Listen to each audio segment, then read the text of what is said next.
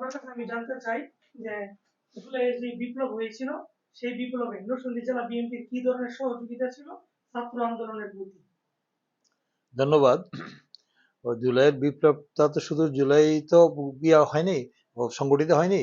এই সংগঠিত হওয়ার জন্য সেটা দীর্ঘ 16 বছরের যে ফেসিবাদ বিরোধী পতিত আওয়ামী বাকশালী বিরোধী আন্দোলন যেটা সূচনা হয়েছিল, আমাদের সেই আন্দোলনের ধারাবাহিকতায় কিন্তু সর্বশেষ যেটা জুলাই আগস্টে যে ঐতিহাসিক ছাত্র গণ অভ্যুত্থানের মধ্যে দিয়ে যে আমাদের ফ্যাসিস্ট স্বৈরাচার দানবীয় সরকার, মাফিয়া সরকার, খুনি সরকার তার যে চূড়ান্ত পতন হয়েছে, সেইটা কিন্তু শুধু জুলাই আগস্টের আন্দোলনেই তার পতন হয়নি।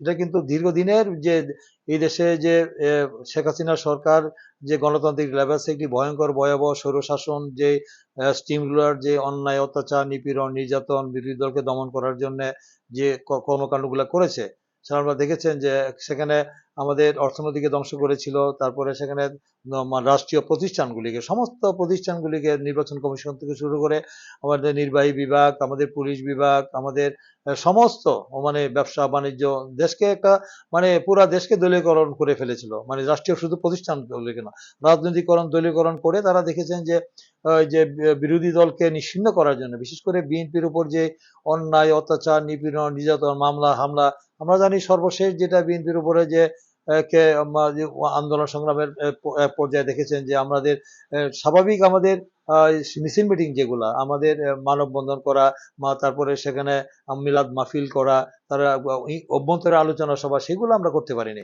আমাদের উপর কিভাবে আমাদের নির্যাতন চালিয়েছে। তারা চেয়েছিল বিরোধী দলকে, পরিবারকে এবং আমাদের শহীদ রাষ্ট্রপতি জিয়া রহমানের পরিবারকে, জিয়া পরিবারকে সম্পূর্ণ মানে ধ্বংস করে দেওয়া, মানে নিশ্চিহ্ন করে দেওয়া। তাদের ছিল ব্লুপ্রিন্ট ডিজাইনের পার্ট। বেগম খালেদা জিয়াকে দেখেছেন যে বিনা মামলায় বিনা অপরাধে আমাদের ইয়েতে ওই একটা ওই 2,10,00,000 টাকার একটি টাকার বিদেশ থেকে যেটা এসেছিল, দেখেছেন যে সেখানে ইয়ের থেকে আসছিল, কুয়েত থেকে বাংলাদেশ সরকারের 3 জনের ছিল, সেই টাকা একটি অ্যাকাউন্ট থেকে আরেক অ্যাকাউন্টে ট্রান্সফারের অভিযোগে তার উপরে সে এই মিথ্যা মামলা দিয়ে দেখেছেন নিম্ন আদালত থেকে 5 বছরের দিয়ে উচ্চ আদালতের 10 বছরের সাজা দিয়েছে। সেই মামলা আমরা দেখেছেন যে ফরমায়েশি ক্যাঙ্গারু আদালতে তার যেভাবে সাজানো পাতানো নীল নকশার মানে সাজা দিয়ে তাকে মানে রাজনীতিকে দূরে সরে রাখা হয়েছিল, বিনা চিকিৎসা তাকে হত্যা করতে চেয়েছিল এবং দীর্ঘ মানে 6 বছর তাকে বিনা কারণে বিনা অপরাধে কারারুদ্ধ থাকতে হয়েছে। তিনবারের প্রধানমন্ত্রী, মাদার অফ ডেমোক্রেসি, গণতন্ত্রের মা। এবং আমরা দেখেছেন তারেক রহমানের বিরুদ্ধে কিভাবে মিথ্যা মামলা দিয়ে তাকে রাজনীতি থেকে দূরে মানে প্রবাসে রেখেছে, দূরে রেখেছে, বাংলাদেশ থেকে আসতে দেয়নি। সেটা আমরা দেখেছেন যে গ্রান্ডেড হারবার মামলায়, সাজানো মামলায় তাকে কিভাবে মানে ওই মামলা দিয়ে তাকে রাজনীতি থেকে বিরত রাখতে চেয়েছিল। তো এগুলা তো মানুষ আমরা জানি যে আমাদের 60 লক্ষ আমাদের আসামি করা হয়েছে বিএনপি নেতা কর্মীদের বিরুদ্ধে, 1.5 লক্ষ মামলা হয়েছে এবং 3,000-এর বেশি নেতা কর্মীদেরকে যে বিচার বহির্ভূত হত্যাকাণ্ড, যেটা বলে এক্সট্রা জুডিশিয়াল কিলিং, বিচার বহির্ভূত হত্যাকাণ্ড এবং ক্রস ফায়ারে আমাদের নেতা কর্মীদেরকে নিশ্চয়ভাবে হত্যা করেছে। এবং আমরা জানি যে ইলিয়াস আলী, চৌধুরী আলম সহ আমাদের প্রায় 1650 নেতা কর্মীকে আমাদের গুম করা হয় চায়না করে নিয়ে। এটা তো আমরা সবাই জানেন। এবং সর্বশেষ যেটা আমাদের যে মানুষের দীর্ঘদিনের পুঞ্জীভূত ক্ষোভের যে বঞ্চনা, ক্ষোভ, যে তারা লুটপাট দুর্নীতি যে করেছে, মানে দেশকে যে ধ্বংসের দ্বার পথে, খাদের কিনারা দাঁড় করিয়ে দিয়েছিল। বাংলাদেশ ব্যাংক লুট হয়েছে, শেয়ার মার্কেট লুট হয়েছে, ব্যাংকগুলি খালি করে দিয়েছিল, তারা বাংলাদেশের সমস্ত টাকা তারা বিদেশে পাচার করেছে। দেখেছেন যে আমাদের সুইস ব্যাংকে টাকা রেখেছে হাজার হাজার কোটি টাকা। তারপরে বেগম পাড়া করেছে, সেকেন্ড হোম করেছে, আমরা দেখেছেন, এটা তো সবাই আমরা দেখেছি এসবগুলা। তো সেখানে বাংলাদেশ থেকে তারা প্রায় 28 লক্ষ কোটি টাকা তারা বিদেশে পাচার করেছে। 28 লক্ষ কোটি টাকা, সেটা 1-2 দিন আমরা দেখেছি। 4.5 লক্ষ ঋণ খেলাপি রয়েছে, তাদের নাম এখনো প্রকাশ হয়নি, যারা ব্যাংকের টাকা লুট করে, জনগণের টাকা লুট করেছে, ব্যাংকগুলি খালি করে দিয়েছে, তাদের বিচার এখনো বিচারের আওতায় আনা হয়নি। এই যে তারপর সর্বশেষ যেটা আমাদের বৈষম্য বিরোধী আন্দোলনের, ছাত্র আন্দোলনের এক পর্যায়ে সেখানে আমাদের নেতা তারেক রহমান, তিনি কিন্তু ওই শুধু লন্ডন থেকে 1 দফার দাবি আন্দোলনে কিন্তু আন্দোলন করে যাচ্ছিলেন। এবং মানে শুধু মানে কেউ হয়তো চেয়েছিলেন যে ওই ছাত্ররা চেয়েছিল যে তাদের কোটা বিরোধী আন্দোলনে তারা সরকার পতনের আন্দোলন চাননি। তারপরে সেখানে আমরা কিন্তু এক দফার আন্দোলন করেছি এবং এই ছাত্র আন্দোলনটাকে বৈষম্য বিরোধী ছাত্র আন্দোলনটাকে সেখানে গতিশীল বেগবান করার জন্য, যৌক্তিক পরিণতি দিকে নিয়ে যাওয়ার জন্য আমাদের দলের ব্যানার ছাড়া আমাদের নেতাকর্মীরা সার্বক্ষণিকভাবে মানে এই আন্দোলনকে মানে মানে মানে সম্মুখভাবে থেকে মানে ফ্রন্ট লাইনে থেকে সেটা মানে তারা সংগঠিত করেছে। আন্দোলনকে একটা যৌক্তিক পরিণতি এবং চূড়ান্ত পর্যায়ে নিয়ে যাওয়ার জন্য তাদের সাথে একসাথে কাজ করেছে ব্যানার ছাড়া। কারণ যেহেতু এটা ছাত্র আন্দোলন ছিল, আমাদের ছাত্র দল, যুব দল, স্বেচ্ছাসেবক দল সবাই কিন্তু এর সাথে আমাদের সম্পৃক্ত ছিল সরাসরি। আমি যেহেতু জেলার সভাপতি, আমি জেলার আমি সেখানে আমার বিরুদ্ধে অনেক 100-র উপর মামলা ছিল। দীর্ঘ 2.5 বছরের বেশি আমাকে কারাগারে থাকতে হয়েছে। আপনারা দেখেছেন যে সেখানে আমার বিরুদ্ধে মানে সেখানে মামলা দেওয়া হয়েছিল। আপনারা জানেন নরসিংদীতে আমাদের অনেক মামলা ছিল, প্রায় 20টার মতো মামলা। সেখানে এই স্বৈরাচার বা দোসররা এবং এই দালালরা এবং এই স্বৈরাচারের যারা এখানে দায়িত্ব ছিল, সরকারের লোকজন এবং মন্ত্রী এমপিরা ছিল এখানে যারা ছিল, এবং তারা একটু গভীর ষড়যন্ত্র চক্রান্ত করে ব্লুপ্রিন্ট ডিজাইন করে আমার উপর, দলের উপর এই দলীয় কার্যালয়ে তারা অগ্নিসংযোগ করেছে, হামলা করেছে, একাধিকবার হামলা হয়েছে, আমাকে গুলি করে হত্যা করতে চাইছিল। এটা আপনারা দেখেছেন, আমার বাসভবন, আমার দলীয় কার্যালয়ে আগুন দিয়ে জ্বালিয়ে দেওয়ার চেষ্টা করা হয়েছিল। তারা চেয়েছিল যে এখানে আমাদের সমূলে আমার নরসিংদী রাজনীতি থেকে আমাকে মানে এখানে উৎখাত করা বা উৎপাটন করা তারা চেয়েছিল। কিন্তু আমাদের যেহেতু আমি জনগণের নেতা, আমার রুট অনেক গভীরে, তারা বুঝতে পারে না। এই জন্য আমার ব্যাপক জনপ্রিয়তা থাকার কারণে, আমার নেতা কর্মী থাকার কারণে তাদের এই ষড়যন্ত্র তার সফল হয়নি। কিন্তু আন্দোলন সংগ্রামে দেখেছেন যে জেল যে 19 তারিখে, আমার জুলাইয়ের যে 19 তারিখে যে জেল হলো, বিদ্রোহ, জেল ভেঙে হাজার হাজার নেতা কর্মীরা জেল থেকে বেরিয়ে আসছে, এটা বাংলাদেশের বিরল ঘটনা। এই আন্দোলনকে মানে আরো বেগবান গতিশীল করা এবং এই আন্দোলনের কারণে মানে এই সরকারের আন্তর্জাতিকভাবে সরকারের যে অবস্থান মানে জিরোতে চলে গেছিল, যে দেশে কোনো সরকার নাই, দেশে কোনো সরকার না থাকার কারণেই জেল ভেঙে হাজার হাজার বন্দী চলে গেছে। যার কারণে তা এই দ্রুত সরকারের পতন হয়েছে। এবং জানেন যে সেখানে মাধবদীতে মানে দুষ্কৃতিকারী বা আওয়ামী লীগের সশস্ত্র দুর্বৃত্ত যারা আমাদের এই বৈষম্য বিরোধী ছাত্র আন্দোলনের উপরে নিষ্ঠুর হামলা চালিয়েছিল এবং জনতা রোষানলে পড়ে সেখানে গণপিটুনিতে প্রায় 6 জন সন্ত্রাসীকে নিহত হয়। সেই নিহত হওয়ার কারণে আওয়ামী লীগ পিছু হটতে বাধ্য হচ্ছে। সারা বাংলাদেশের একটা মানে রাজনীতিতে একটা ব্যাপক আলোড়ন সৃষ্টি হয়েছে। বাংলাদেশের রাজনীতিতে কোনো জেলায় এত বড় আন্দোলন হয়েছে বলে আমার জানা নাই। যে আন্দোলনের জেলাতে যে আন্দোলনটা হয়েছে, সেই আন্দোলনে মানে শুধু বাংলাদেশে না, আন্তর্জাতিকভাবে একটা ইতিবাচক প্রভাব পড়েছে। যে আন্দোলন শুরু হচ্ছে সেই আন্দোলনকে আর মানে অগ্নিশিখা আরো মানে স্ফুলিঙ্গ সারা দেশে ছড়িয়ে পড়েছে এই আন্দোলনে। যার কারণে দ্রুত মানে এই সরকারের 5 তারিখে এই সরকারের চূড়ান্ত পতন হয়। সেখানে আমরা দেখেছেন যে আমাদের নেতা কর্মীরা, আমাদের ছাত্র দল, যুব দল, স্বেচ্ছাসেবক দল, কৃষক দল, সমস্ত অঙ্গ সংগঠন, সাধারণ ছাত্র সমাজ কিন্তু সেখানে স্বতঃস্ফূর্তভাবেই আমার সাথে সারাক্ষণ যোগাযোগ রেখেছে। আমি তাদেরও যোগাযোগ রেখেছি, তাদের সব ধরনের সহযোগিতা করার চেষ্টা করেছি, তাকে উজ্জীবিত করেছি, অনুপ্রাণিত করেছি। যেমন আমার একটি চেয়ারম্যান শুধু লন্ডন থেকে আন্দোলনকে মানে একটা মানে বিজয়ের চূড়ান্ত পর্যায়ে নিয়ে যাওয়ার জন্য যেমন যুব সমাজ, ছাত্র সমাজ, তরুণ সমাজকে উজ্জীবিত করেছে, অনুপ্রাণিত করেছে। যদি তুমি ভয় পাও তাহলে তুমি শেষ, যদি তুমি এগিয়ে যাও তাহলে তুমিই বাংলাদেশ, টেক ব্যাক বাংলাদেশ, এই কথা বলেছেন। দেশ যাবে কোন পথে, ফয়সালা হবে রাজপথে। এই কথাগুলো উনি বলে কিন্তু ওই যুব সমাজকে সাহস জুগিয়েছেন, তাদেরকে উজ্জীবিত করেছেন, অনুপ্রাণিত করেছেন। এই আন্দোলনটা তা উনি বলা যায় মাস্টার মাইন্ড, ওনার যে মানে প্রত্যক্ষ মানে কারিগরই বলা যায় ওনাকে। যে আন্দোলনের নেপথ্যে থেকে উনি যেভাবে সময় দিয়েছেন, আমাদেরকে যে ইনস্ট্রাকশন দিয়েছেন নেতাকর্মীদেরকে, যে আমাদের নৈতিক সমর্থন না, রাজপথে বা প্রত্যক্ষ রাজপথ থেকে লড়াই সংগ্রাম করে এই যে দানবীয় সরকার, ফ্যাসিস্ট সরকার, স্বৈরাচারী সরকার পতন না ঘটানো পর্যন্ত রাজপথে ফিরে আসবে না। এই যে ওনার যে নির্দেশ, এই যে ওনার যে আমাদের নেতাকর্মীদের উজ্জীবিত করার জন্য যে কর্মকাণ্ডগুলো অব্যাহত রেখেছেন, যার কারণে কিন্তু ওইটা আমরা সকল শ্রেণী পেশার মানুষের আন্দোলনের ফসল। এটা শুধু যে আমাদের আন্দোলন হয়েছে তা বলবো না, শুধু যে আমাদের বৈষম্য বিরোধী ছাত্র আন্দোলনের প্রেক্ষিতেই যে স্বৈরাচার শেখ হাসিনা পালিয়ে গিয়েছে বা তার পতন হয়েছে সেটা বলবো না। সেখানে আমরা দেখেছি এই দেশের সাধারণ মানুষ, আমাদের সাধারণ শ্রেণী সব শ্রেণী পেশার মানুষ, পেশাজীবী থেকে শুরু করে মা তার সন্তানকে নিয়ে রাস্তায় বেরিয়েছে, আবাল বৃদ্ধ বনিতা সমস্ত লোকদের দেখেছি যে তাদের অন্যায় অত্যাচার নিপীড়ন নির্যাতনে জনগণ যে অতিষ্ঠ হয়েছিল, দ্রব্যমূল্য মানুষের ক্রয় ক্ষমতা বাইরে চলে গিয়েছিল, তাদের যে দাম্ভিকতা অহংবোধ লুটপাট, একজন আওয়ামী লীগের নেতা কর্মীরা একজন তো মানে তারা ধরারে সরা জ্ঞান, তারা তো মানুষ মনে করে নাই, তাদের দাম্ভিকতা অহংবোধ, তারা লুটপাট করে জনগণের টাকা শোষণ করে তারা মানে আঙ্গুল ফুলে কলা গাছ না, আঙ্গুল ফুলে তারা বট গাছ হয়েছে। তারা কি পরিমাণ লুটপাট করেছে সব বাংলাদেশের মানুষ আমরা দেখেছি। তো সেই কারণে মানুষের যে আমরা যেটা 90 আমরা দেখি, 90-এর আন্দোলনে আমরা নেতৃত্ব দিয়েছি, জাতীয় বীর খেতাব পেয়েছি 90 এরশাদ বিরোধী আন্দোলনে। সেখানেও কিন্তু আমাদের এই সমস্ত শ্রেণী পেশার মানুষ এইভাবে নেমেছিল এরশাদ বিরোধী আন্দোলনে, কিন্তু কিন্তু এবারের আন্দোলনে কিন্তু সমস্ত শ্রেণী পেশার মানুষকে আমরা রাস্তায় দেখতে পেয়েছি। এই যে লক্ষ মানুষের যে স্রোত, যেটা যার কারণে আমরা দেখি সেনাবাহিনীও স্বেচ্ছায় সমর্থন দিতে বাধ্য হয়েছে, মানে জনগণের বিরুদ্ধে বন্দুক মানে ধরার বা তাদের বিরুদ্ধে যাওয়ার চিন্তা করেনি, যার কারণে এই সরকার বাধ্য হয়েছে যে জনগণের শক্তির কাছে মানে যে মানে ফেসিবাদ যে মানে সফল হয় না, এটা প্রমাণ।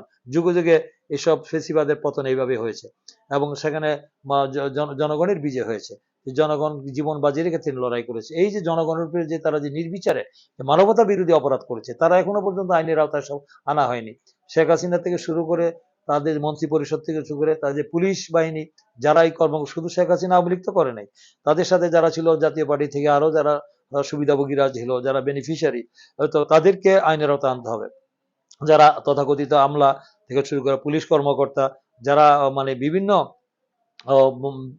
সরকারি কর্মকর্তারা, যারা ডিসি এসপি ওসি, যারা প্রত্যক্ষভাবে তাদের এই অবৈধ সরকারের এই বিনা ভোটের সরকার একটি পাতানো সাজানো নীল নকশার ছকের নির্বাচনে, বিনা ভোটের নির্বাচনে যে সরকার মানে তারা তাদের এই প্রশাসন যন্ত্রকে দলীয় ক্যাডার বাহিনী মানে কি বলা যায় লাঠিয়াল বাহিনী হিসেবে ব্যবহার করা হয়েছে।